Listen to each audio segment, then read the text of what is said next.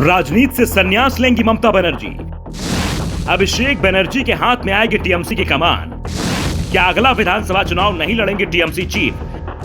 2024 के लोकसभा चुनाव के बाद दिए राजनीति छोड़ने के संकेत।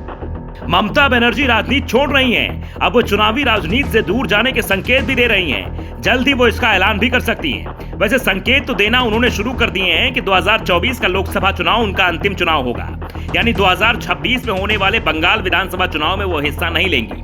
वो सिर्फ पार्टी का प्रचार करेंगी, लेकिन चुनाव नहीं लड़ेंगी। दरअसल एक रैली में टीएमसी प्रमुख ने कहा कि 2024 का लोकसभा चुनाव केंद्र की सत्ता से बीजेपी को बेदखल करने की उनकी आखिरी लड़ाई होगी। ममता ने कहा कि बीजेपी को 2024 के लोकसभा चुनाव में हराना है। केंद्र में बीजेपी को सत्ता से बाहर करने के लिए दिल्ली की लड़ाई मेरी आखिरी होगी। मैं बीजेपी को सत्ता से बेदखल करने का वादा करती हूँ। उन्होंने कहा कि बीजेपी को किसी भी कीमत पर हराना है। ममता ने कहा कि पश्चिम बंगाल को बचाना हमारी पहली लड़ाई है। मैं वादा करती हूँ कि हम 2024 में केंद्र में बीजेपी को सत्ता से हटा देंगे। अगर आप हमें डराने की कोशिश करेंगे तो हम जवाब देंगे। बनर्जी ने 1984 में 400 से अधिक सीट जीतने के बावजूद 1989 में पूर्व प्रधानमंत्री राजीव गांधी के चुनाव हारने का जिक्र करते हुए कहा, हर किसी को हार का सामना करना पड़ता है। इंदिरा गांधी दिग्गज नेता थी, लेकिन उन्हें भी हार का सामना करना पड़ा। बीजेपी के लगभग 300 सांसद हैं, लेकिन बिहार जा चुका है। कुछ अन्य राज्य भी उसके हाथ से जाएंगे। दीदी ने 2024 का चुनाव आखिरी लड़ाई कहकर साफ कर दिया है कि 2026 में टीएमसी का नेतृत्व किसी और को सौंप दिया जाएगा। दूसरी ओर टीएमसी नेताओं का कहना है कि दीदी 2024 में बीजेपी को सत्ता से बाहर करने की बात कर रही हैं। उन्होंने ये नहीं कहा कि वो इसके बाद चुनाव नहीं लड़ेंगी।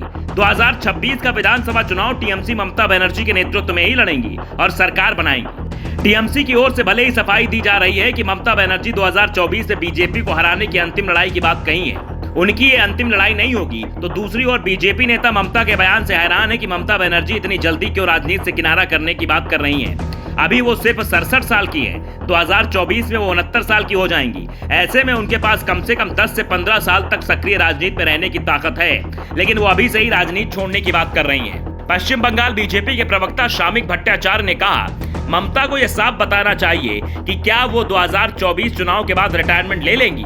वैसे बीजेपी चाहती है कि ममता बनर्जी जितनी जल्दी सत्ता से दूर चली जाएं, उतना बीजेपी के लिए अच्छा है। 2021 के विधानसभा चुनाव में राज्य की 294 सीटों में से बीजेपी को सिर्फ 70 सीट मिल पाई थी।